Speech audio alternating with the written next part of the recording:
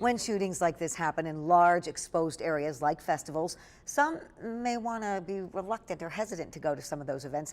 Jason Russell's a former Secret Service agent who's also the president and founder of Secure Education Consultants. And Jason, you were here a couple of years ago when the shootings happened at the concert in Las Vegas, and yet they're still going on. Yeah. What can people do to protect themselves? You know, first of all, they're attractive targets. Anytime you aggregate that many people in one area and it's fairly open and easy to get into, it makes it an attractive target. So for a parent or for families, you want to have some type of a plan. You don't want to get paranoid about it, but you want to make sure that you at least know how do I get out of here. You want to be looking for suspicious behavior. Have just a general plan of where you would meet if something like that were to happen. And then if you hear something that's concerning, don't wait to see if it's actually something dangerous. Start to move towards an exit. And don't necessarily follow the crowd. Sometimes the crowd doesn't know where to go. And you know, it's a nightmare for police trying to protect everyone. And the police officers were right there when the gunman started firing. But what can they do, and what do they do to help protect such a large crowd?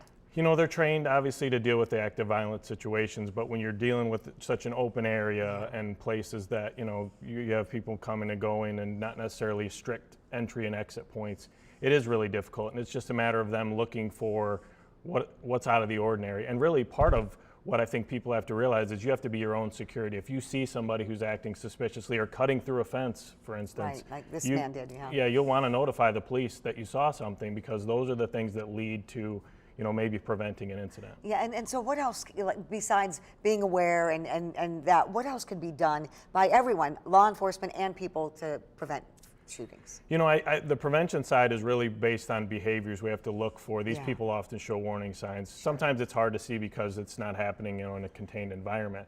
But as far as an individual, you need to really think of your own, be situationally aware. People are always on their cell phones. They're not really paying attention to what's going on around them. Right. Even in the video, you see people during the shooting who are walking away from the scene as opposed to running or taking it seriously. And part of that is people don't believe bad things can happen to them. It's not going to happen to me. It's not going to happen to us.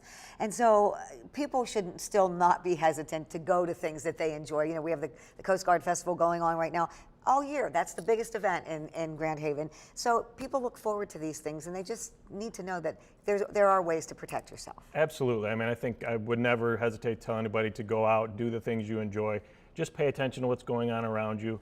You know, if you see something suspicious, certainly alert law enforcement. And if you hear something that you think potentially could be dangerous, don't wait to confirm it. Make sure that you start reacting as quickly as possible. Great advice. Jason Russell, thank you so much. Once again, former Secret Service agent and the head of the Secure Education Consultants. Again, thanks.